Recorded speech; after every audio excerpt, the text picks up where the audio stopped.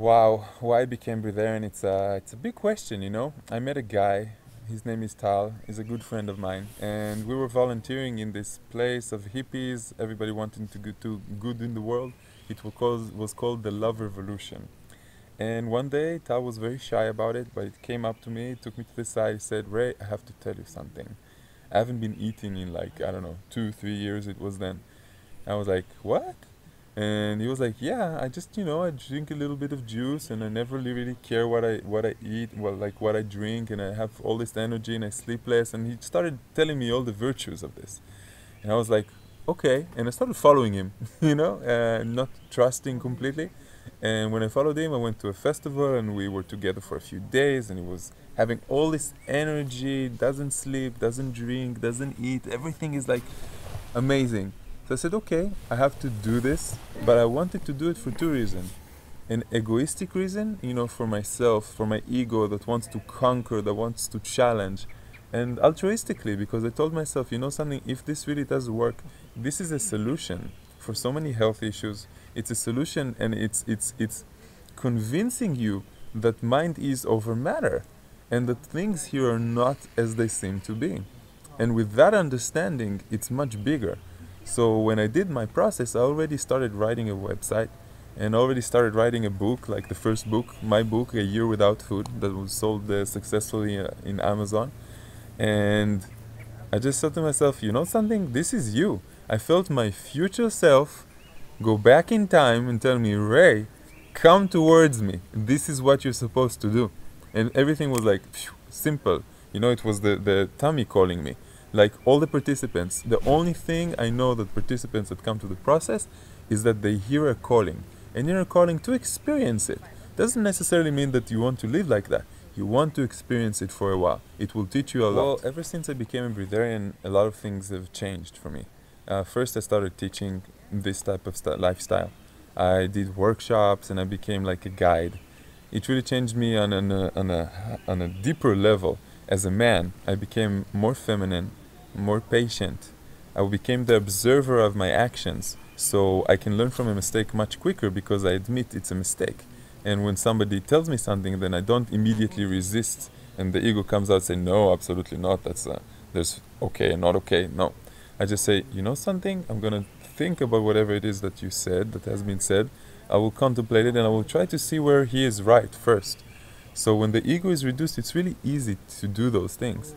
But it's much deeper than that. I think that ever since I'm a breatharian, I've been meeting people with a higher vibration because I am emanating this vibration outside to the universe.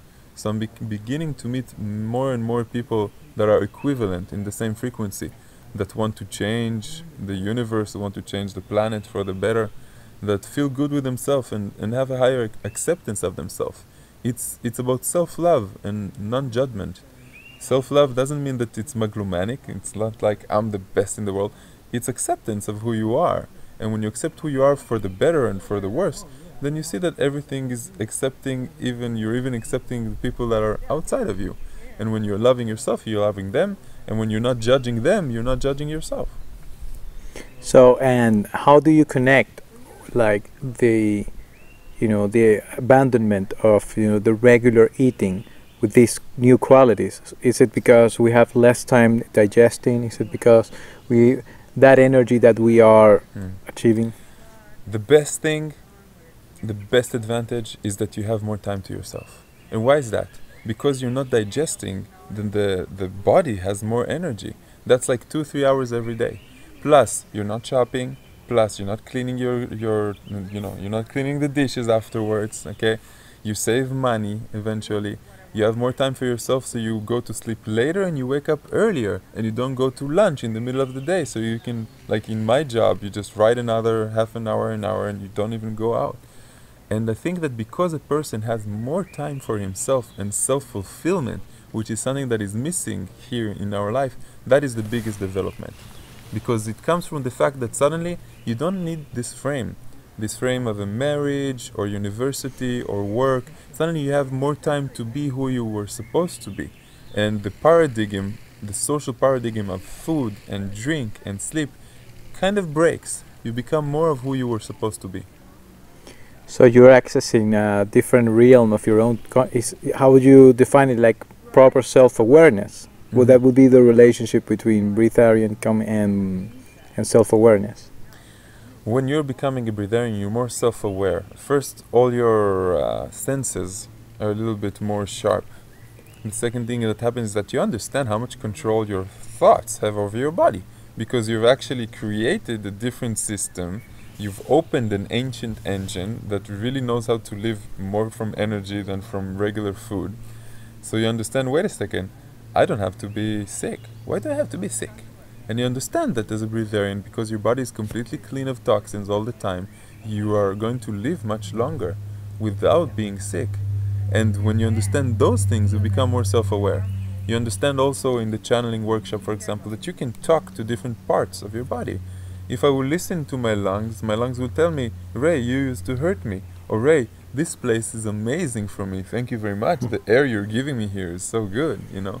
And if I listen to my heart, then I will know to be inside my emotions and not neglecting them, like a lot of men do. Like I will say, you know something? I'm jealous right now. And the fact that I'm observing this jealousy and admitting that I'm jealous, half of the jealousy will go away immediately. Just because I'm there with it, you know, or I'm afraid, I'm afraid to lose this person. I'm afraid to be without money or without income. There's fears, but when I admit them, I face them. I face the challenge. Good.